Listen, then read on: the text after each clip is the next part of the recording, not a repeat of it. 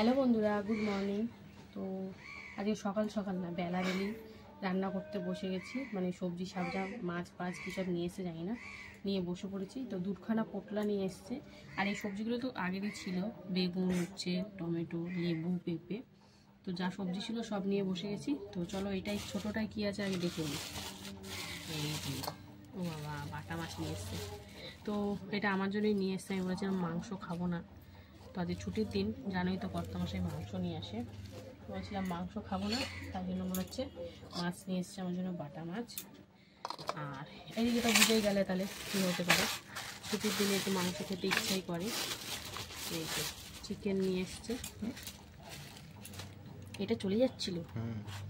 তো এই যে চিকেন, এখনও ভাত ফাত কিচ্ছু বসানো হয়নি। এখন এগুলো ধোয়া কাটা পরিষ্কার হবে, সবজি কাটবো, ওদিকে ভাতটা বসিয়ে দিয়ে এগুলো করবো, তাহলে তাড়াতাড়ি যাও হয়ে যাবে।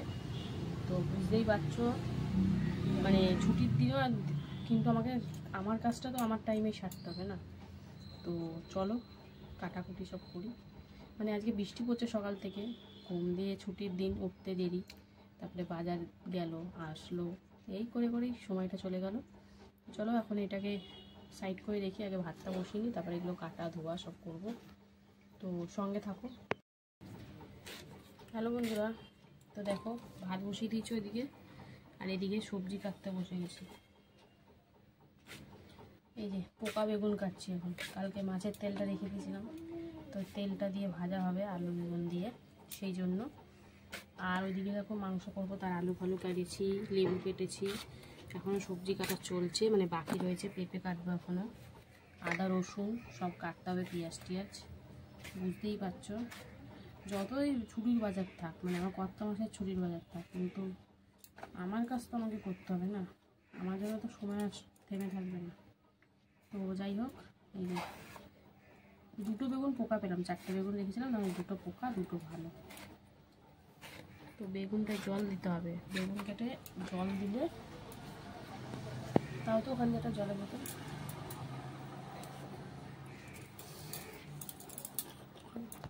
জল না দিলে কালচে কালচে হয়ে যাবে।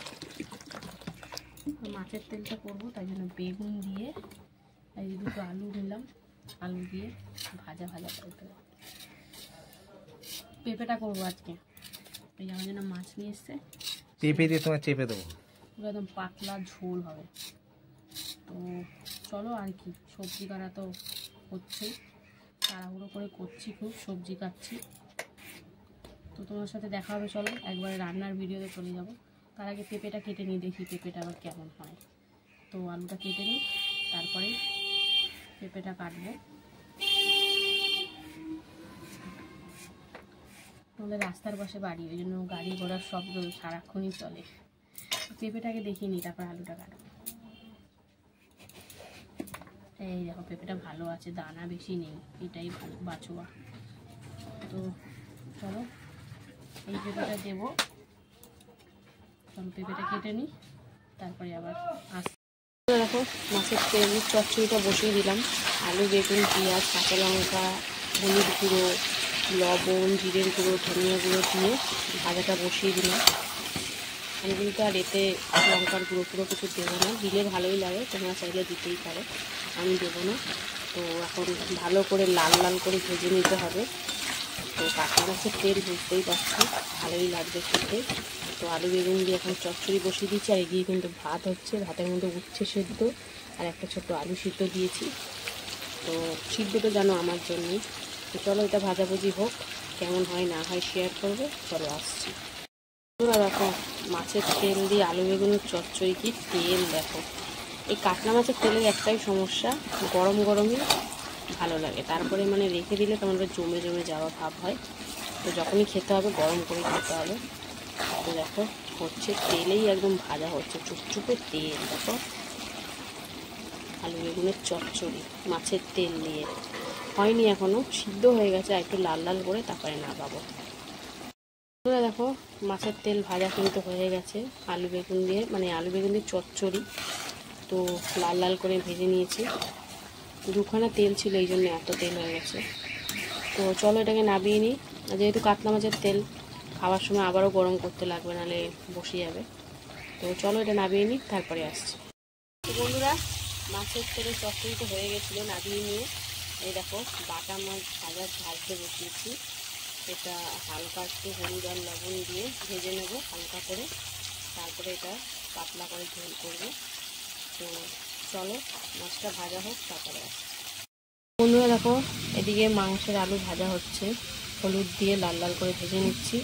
আর এদিকে মাছের ঝোলটা শুধু পেঁপে দিয়ে বসিয়ে দিয়েছি, জিরে ফোড়ন দিয়ে, কাঁচা লঙ্কা চিড়ে, জাস্ট একটু আদা বাটা আর জিরের গুঁড়ো দিয়ে, হলুদ দিয়ে, লবণ দিয়ে এখন কিন্তু পেঁপেটা সিদ্ধ করে নেবো, তারপরে ভেজে রাখা বাটা মাছগুলো দিয়ে দেবো। তো চলো পেঁপেটা সিদ্ধ হোক, তারপরে আসবো। ততক্ষণে কিন্তু মাংসটা রান্না করব। মাংসের আলুটা ভাজা হয়ে গেছে, তুলে নিয়ে এবার মাংসটা রান্না করব। তো সঙ্গে থাকো, দেখতে থাকো। দেখলে তো আলুটা ভাজা হয়ে গেছিলো, নাপিয়ে নিয়ে তারপর কিন্তু ওই তেলের মধ্যে পেঁয়াজ দিয়েছিলাম, যেহেতু অল্প মাংস আছে তাই অল্প পেঁয়াজ দিয়েই করবো। তো চলো পেঁয়াজটা একটু লাল লাল করে ভাজা হোক, তারপরে আবার আসবো। তো দেখতে থাকো, সঙ্গে থাকো। দেখো পেঁপে সিদ্ধ হয়ে গেছে, তারপর ঝোলের মধ্যে বাটা মাছ দিয়ে দিয়েছি। তো আমার তরকারি কিন্তু একদম রেডি। তো পাতলাই ঝোল, একদম হালকা। তো চলো এটা নামিয়ে নেবো। আর এদিকে কিন্তু পেঁয়াজ ভাজার পর মাংস দিয়ে ভাজাভাজি চলছে। তো এরপরে কিন্তু মশলা দেবো, দেখতে পাচ্ছি আমি লাল লাল করে ভেজে নিচ্ছি সুন্দর করে। তো চলো এরপরে একে একে মশলাটা দেবো, তার আগে মাছের ঝোলটা নামিয়ে নিই।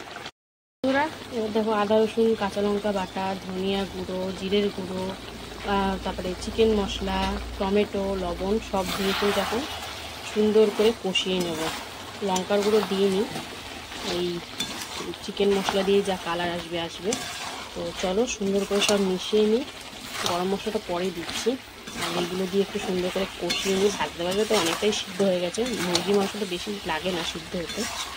তো চলো একটু কষিয়ে নিই সুন্দর করে মিশিয়ে, তারপরে আলু টালু দেবো। তো চলো এটা দিয়ে ভালোভাবে কষুক, তারপরে আবার আসছি।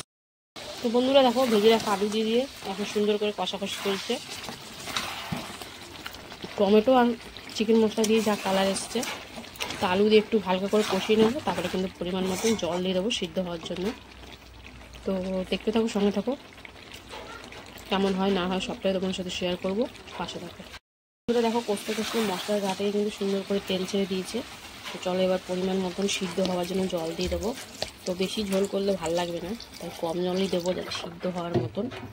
তো চলো সবই তো দেওয়া হয়ে গেছে, এবার দিয়ে দিচ্ছি একটু গরম মশলা দিয়ে ভালো করে মিশিয়ে, এবারে কিন্তু মিনিট 10 মতন ঢাকা দিয়ে এখন আলু আর চিকেন সেদ্ধ করবো। চিকেন অনেকটাই সিদ্ধ হয়ে গেছে ভাজতে কষতে, তো আলুর জন্যই। তো চলো এই যে পরিমাণ মতন ডোবা ডোবা জল দিয়েছি, তো আলু টালু সিদ্ধ হবে।